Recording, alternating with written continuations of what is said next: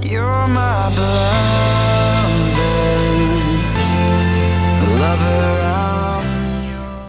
The Bible is filled with wedding metaphor. It's filled with, when it talks about Christ and His church, it uses the analogy of a husband and a wife. In fact, you could even argue that the reason marriage exists is to point to the greater reality of Christ and the church.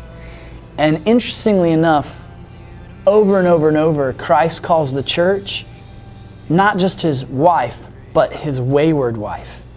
In Hosea, in Isaiah. So I sat there and I was thinking one day and I thought, I wonder what it would sound like if Christ gave His wedding vows to me as His church, as His bride, and what those would sound like. So beloved is just Jesus making vows to a wayward wife. And the beautiful thing about Jesus is that when you're His bride, divorce is not an option.